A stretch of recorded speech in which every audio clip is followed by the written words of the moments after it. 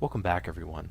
What is Stencyl? Stencyl is a game engine that can export to many different platforms. A game engine is a piece of software that can help you make software programs a lot easier. Stencyl is a visual programming language, and it is probably one of the easiest engines to use. That means that you don't have to write down a single line of code.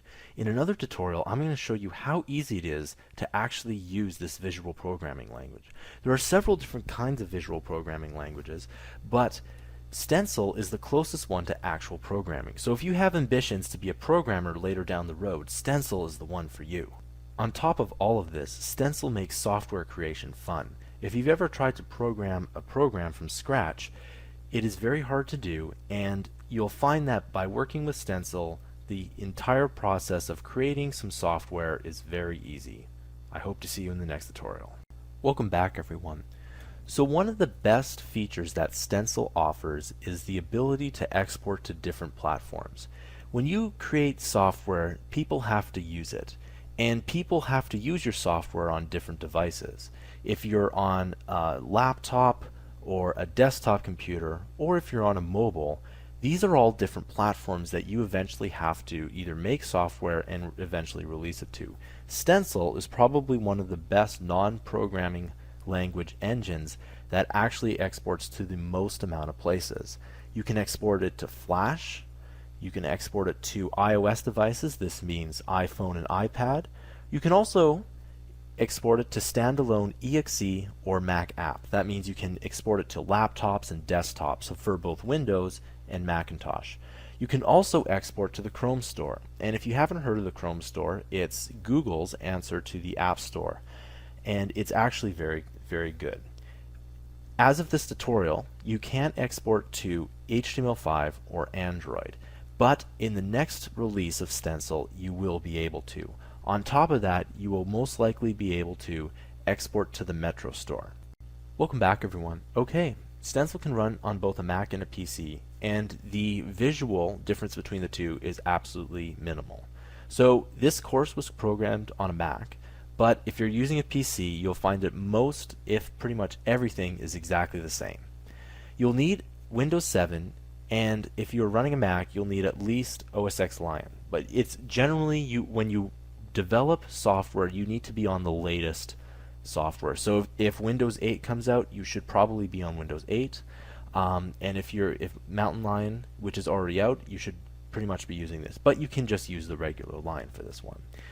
Now, if you want to make games for the App Store, it's best to use a Mac. This is the #1 question that gets asked when it comes to any of these development courses is, can you upload to the App Store without a Mac? And the answer is pretty much no.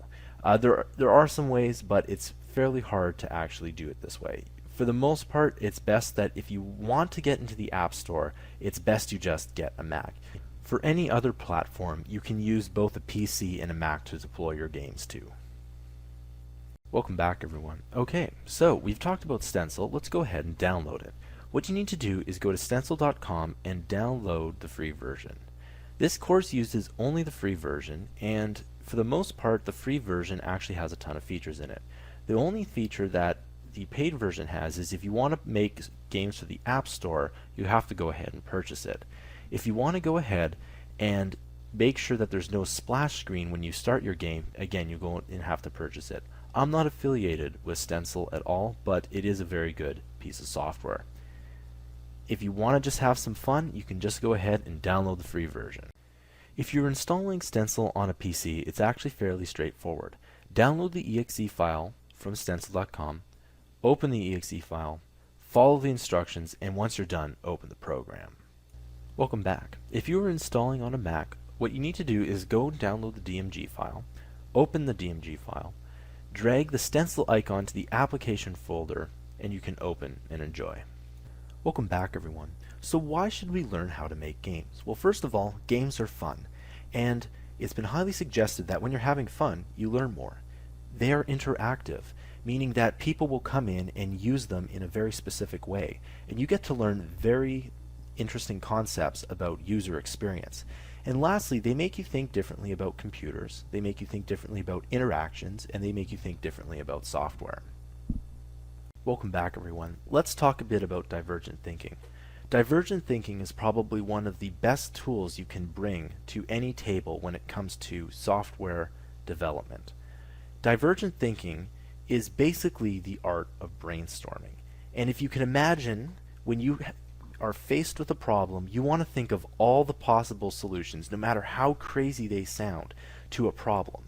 And that is what divergent thinking is. It's trying to figure out a lot of different solutions to a problem and seeing which ones work.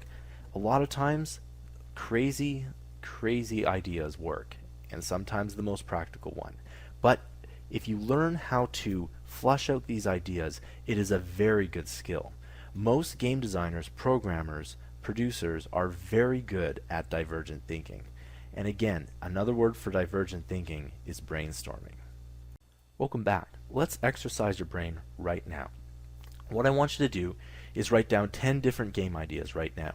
Throughout this course, it is best to have a notepad or something that you can go ahead and write your ideas down. I use Notes on the Mac, and what that does is it actually uploads my idea to the cloud. So if I have an idea on the subway, I can go write it down in Notes, and when I come back to my computer, it will go and upload it to my computer. So it's always best to write down your ideas, because sometimes you'll have a great idea and you won't think it's a good idea, but maybe a year or two down the road you'll think it's a good idea. And you want to always come back and just basically expand upon your ideas. Alright? So, write down 10 ideas right now. Welcome back, everyone. So where do games differ from apps? Games usually run on a continuous loop, and apps usually do not. So what that means is that if you were to draw a circle in the middle of a game screen, that circle, even if it wasn't moving, would be continuously updated and continuously drawn, and usually around 60 times a second. However, in apps, usually what happens is that that circle gets drawn, and then it pretty much stays there.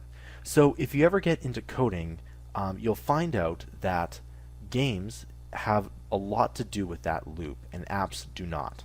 And even in Stencyl, there is an update method which we'll be talking about later. Lastly, this is a very broad view, but apps usually have a purpose and games are just meant to simply be fun.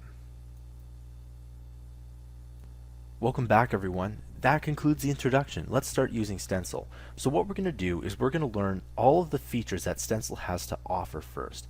And when I'm giving you a new feature, I want you to constantly brainstorm everything that you can do with that new feature.